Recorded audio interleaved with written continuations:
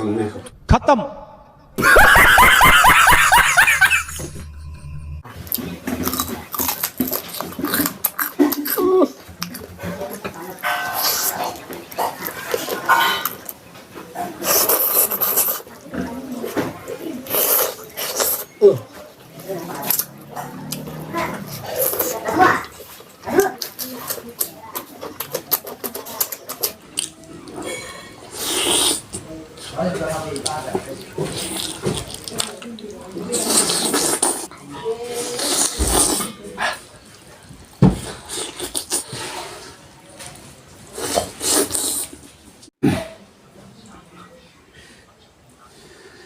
Hi ma'am ahan bumukta da kanglei mukbang channel na ma'am butaram no chari ma'am ngasi video anu pu dan lak chare ngasi video jidi mathel khaya me hai tare ne ado ma'am ngasi mathel jing je haijarake ngasi kai ge mathel no hai matam da rau thongba rau taoraga thongba mane adai disina manung yen manung sa part thongba do ngouba hai tare aduga sina comment da sister am khakna sougri thongba chabiro hai adu bora ga chabiro hai ne bora du ti nungdang ne nusit ka do male to ge na bora tok thok chare waro bi ade sougri thongba di pujare adu sida kaleja ga moro te pa ka met pam leire sida thabi ke kang khra leire sida yamli khadaba akhaba mdi leire simo ga leire adu sine ma'am aduga ma'am sida ngamarum amju leiri ko adu ngamarum je haune andam mayam mathel jinga sidi khaya me hai tare ado masi mayam sigi mathel je arrange aigi nampa male inampa dam lai tawbi nga tane so aigi di chaba khatang ne ngasi oijari sidi ai amta yaudre ngasi di nampa ne ready da thambirame ado mayam video se anawi yengbo iragadi like share subscribe amtang tawsinbiramo chilnauna andagi di hana yengbiriba ichinaw sing oiragasu subscribe tawrabo oiragasu share amdang ti tawsinbiramo moigi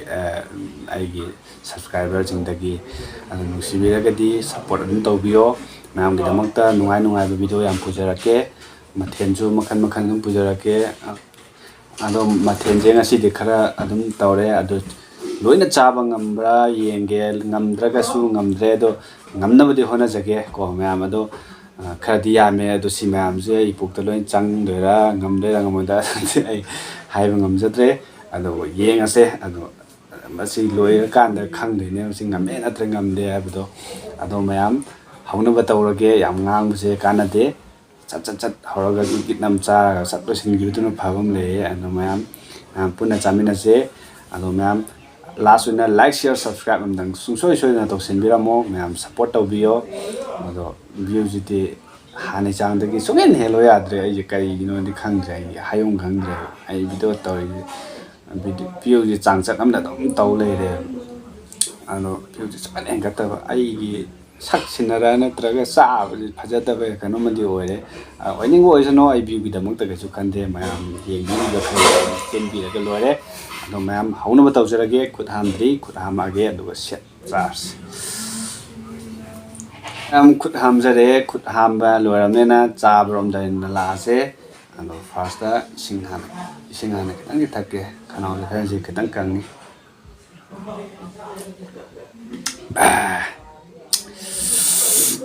han bada asin baje ko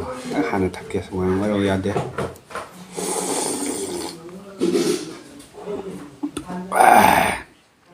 ado mayam chakhom hana tawdingi da leiriba singje hana chajarake mayam first bite ne tangi lukke ko an sida luppaga cha se namarum ne mayam haudu male sawe ta ado amtang da gabrenge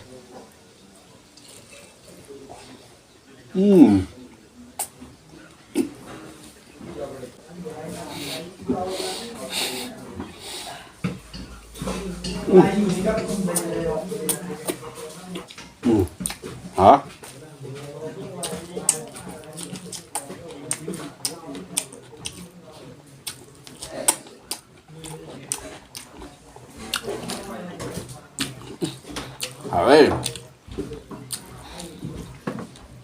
Bát thong gì làm hào lên mình ha.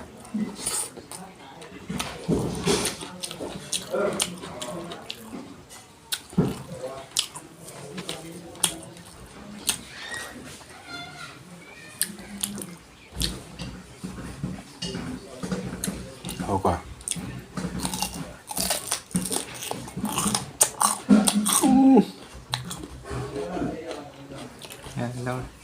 Khai.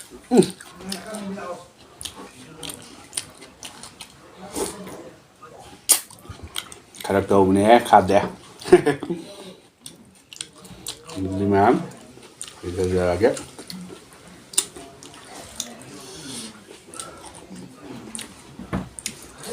Ná, rồi không có mấy nhẹ quá, thằng này xin mất cả. Rồi kìa.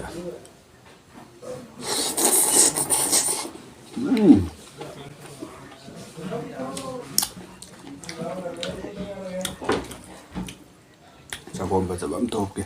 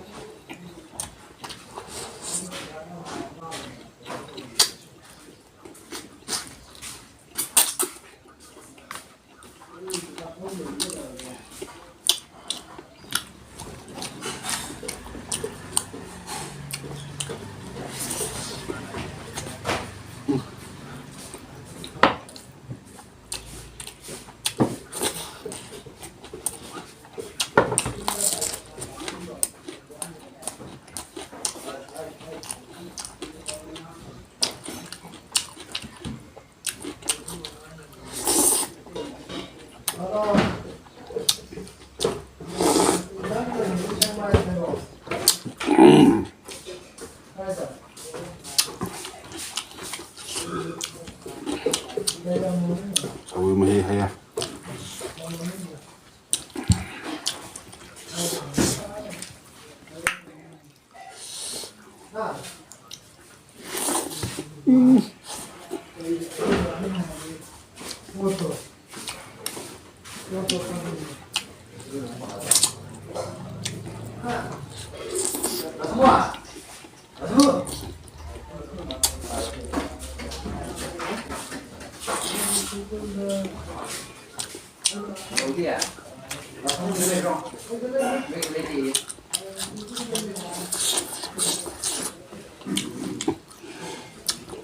Kìa.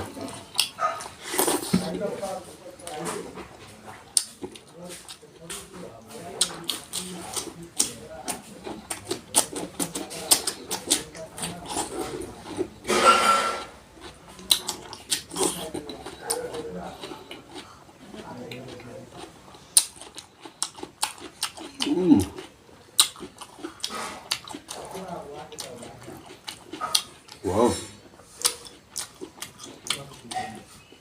Anh này ngầu trở lên với tụi nó mà sẽ thở nó sẽ được.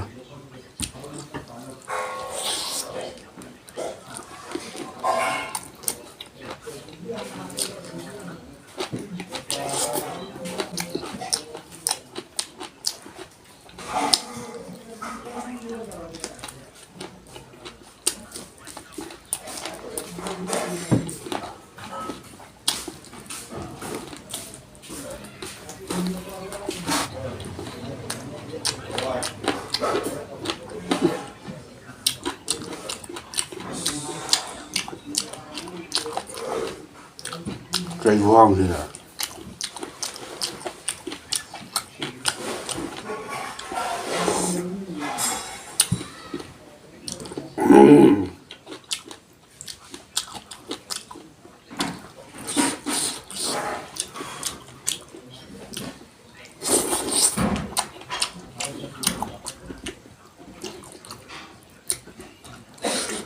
cái đó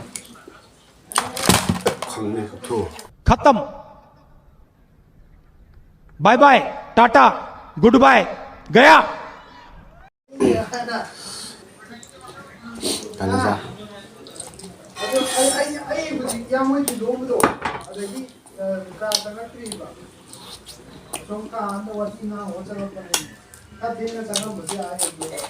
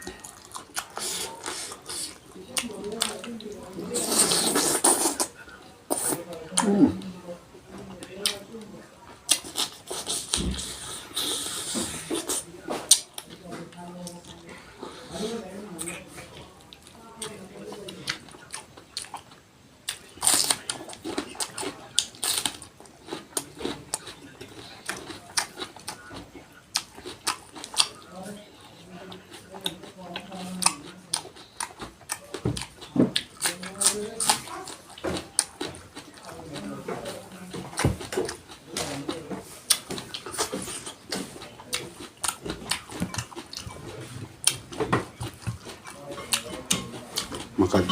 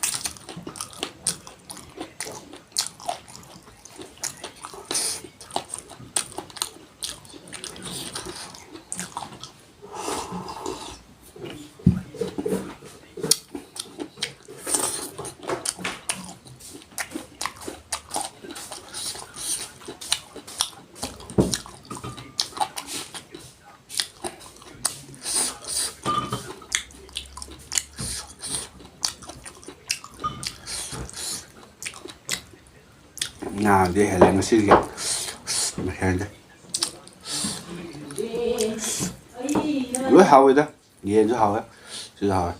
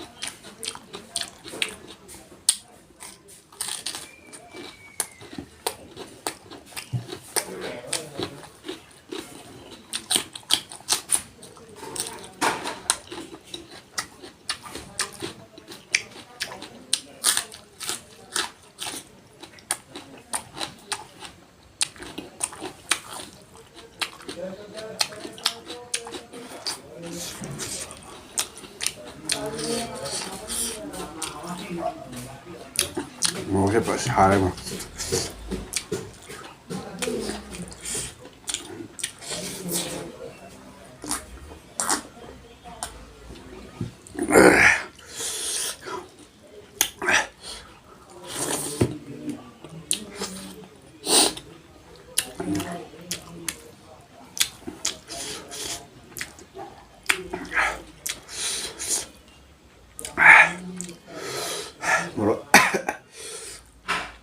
xài đây mẹ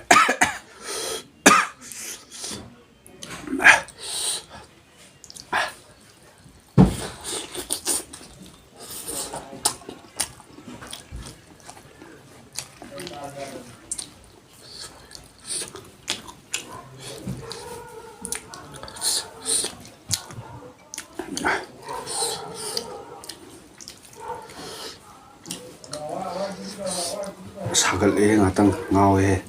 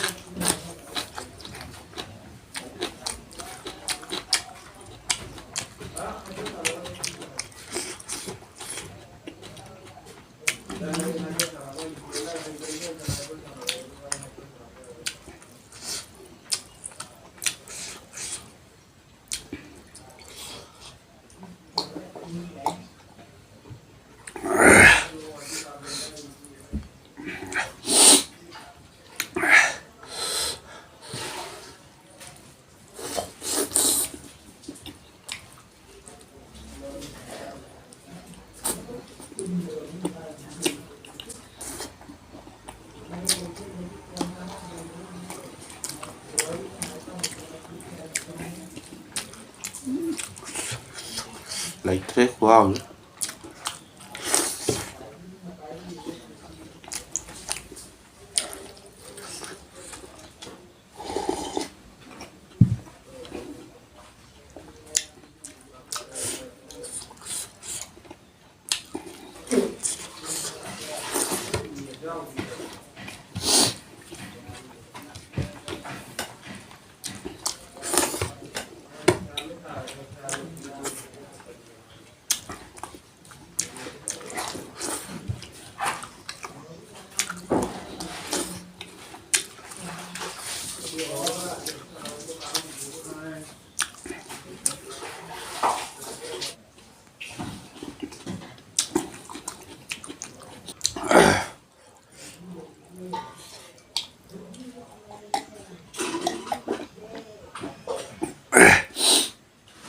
làm tay dễ lối lối xin lỗi đấy xin lỗi đấy ở city ꯀꯥꯂꯦꯖꯥ ꯑꯃꯒ ꯃꯈꯣꯡ ꯑꯃꯈꯛꯇ ꯉꯥꯏꯔꯦ ꯁꯤ ꯆꯥꯔꯔꯣꯏꯒꯦ ꯇꯣꯛꯑꯒꯦ ꯉꯝꯗ꯭ꯔꯦ ꯉꯥꯗꯣ ꯌꯥꯝ ꯌꯥꯝꯃꯦꯕ ꯉꯁꯤ ꯆꯥꯏꯗꯣ ꯑꯗꯩꯗꯤ ꯀꯣꯠꯅꯕꯁꯨ ꯂꯣꯏꯁꯤꯜꯂꯦ ꯁꯤ ꯃꯔꯣꯏ ꯈꯤꯇꯪꯒ ꯈꯥꯃꯦꯟꯁꯤꯒ ꯂꯩꯔꯦ ꯑꯁ ꯉꯝꯗ꯭ꯔꯦ ꯁꯤꯁꯨ ꯆꯥꯕ ꯑꯗꯨ ꯃꯌꯥꯝ ꯃꯄꯨꯡ ꯑꯣꯏꯕꯗꯤ ꯆꯥꯕ ꯂꯣꯏꯅ ꯉꯝꯃꯦꯅ ꯍꯥꯏꯕ ꯇꯥꯔꯦ ꯑꯗꯣ ꯃꯌꯥꯝ ꯚꯤꯗꯤꯑꯣꯁꯤ ꯅꯨꯡꯉꯥꯏꯕꯤꯔꯒꯗꯤ ꯂꯥꯏꯛ ꯁꯤꯌꯔ ꯁꯕꯁꯀ꯭ꯔꯥꯏꯕ ꯇꯧꯕ ꯀꯥꯎꯕꯤꯔꯝꯒꯅꯨ ꯑꯗꯣ ꯃꯌꯥꯝ ꯃꯊꯪꯒꯤ ꯚꯤꯗꯤꯑꯣꯗ ꯑꯃꯨꯛ ꯎꯅꯔꯁꯦ ꯃꯌꯥꯝ ꯁꯞꯄꯣꯔꯠ ꯇꯧꯕꯤꯌꯣ ꯑꯗꯣ ꯃꯌꯥꯝꯒꯤ ꯅꯨꯡꯉꯥꯏꯕ ꯚꯤꯗꯤꯑꯣ ꯑꯗꯨꯝ ꯄꯨꯖꯔꯛꯀꯦ ꯑꯗꯣ ꯃꯌꯥꯝ ꯉꯁꯤꯒꯤ ꯑꯣꯏꯅꯗꯤ ꯂꯣꯏꯁꯤꯟꯖꯔꯒꯦ ꯃꯊꯪ ꯑꯃꯨꯛ ꯎꯅꯔꯁꯦ ꯕꯥꯏ